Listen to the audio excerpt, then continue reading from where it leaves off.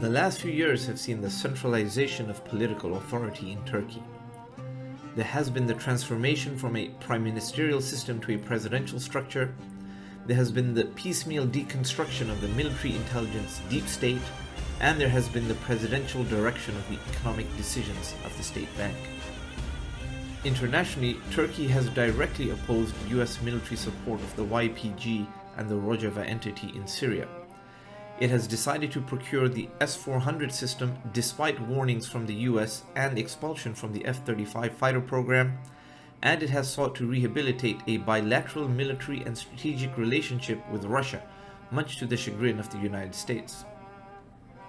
These domestic and international actions have raised concerns in many quarters that Turkey is moving towards the path of political independence from the NATO and US directed trajectory guiding Turkey over the last 6 decades.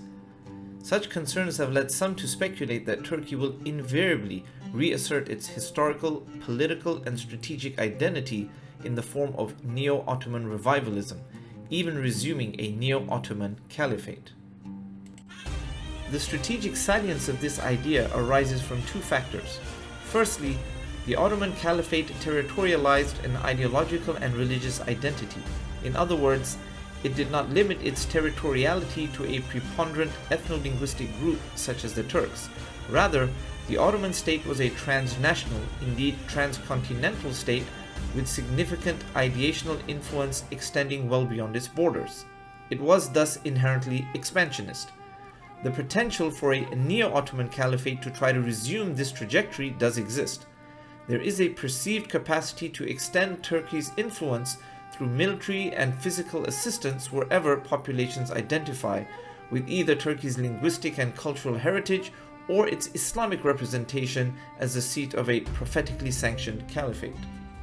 Secondly, the Ottoman state extended over the most strategically and economically critical regions in Eurasia, controlling significant portions of the world's hydrocarbon resources as well as its critical waterways. Were a single state to successfully assert such control today and sustain it, it would be a global power. Or, more likely, it would face constant physical threats and intimidation, as did its predecessor, the Ottoman Caliphate, until its abolition altogether in 1924. What was that caliphate, and will it be resumed? Caliphate is a Latinate term derived from Islamic jurisprudence describing the general political leadership of Muslims in the world at large.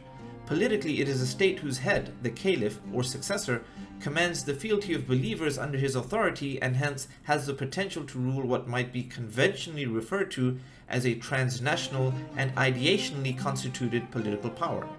Turkey was the last seat of the caliphate, known as the Ottoman Caliphate, and until its abolition controlled a territory extended over Anatolia, the Levant, Iraq, and parts of the Arabian Peninsula, which were the core of a much larger state that had been in recession for 2 centuries already at the time of its termination.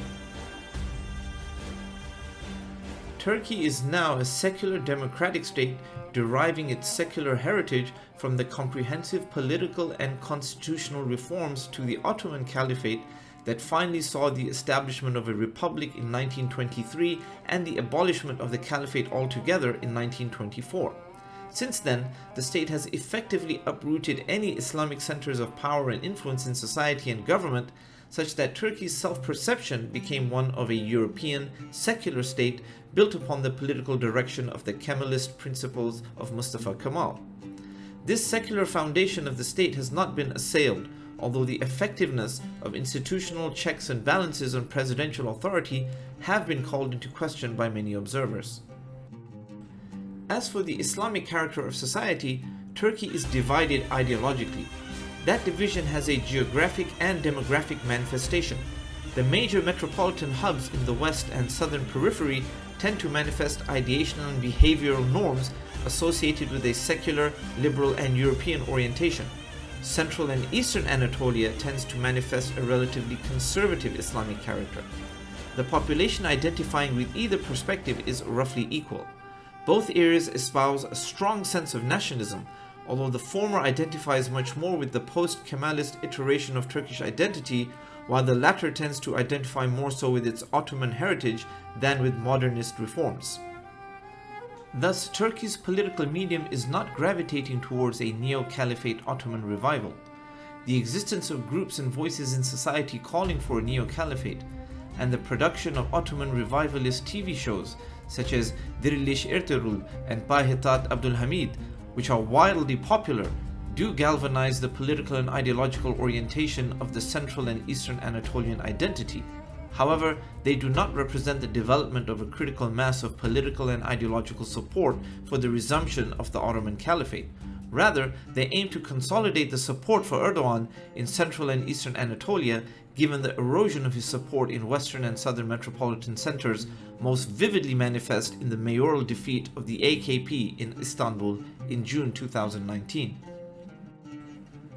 In conclusion, Turkey has the potential to center a transnational power base around an Anatolian core, but its ideological ambivalence and in fact bifurcation will determine that, for now, Turkey will remain a conventional territorial nation-state, glorifying its past while seeking to meet the strategic and economic challenges of the future. I'm your host, Dr. Omar Khan. Thank you for joining me on this episode of Insight.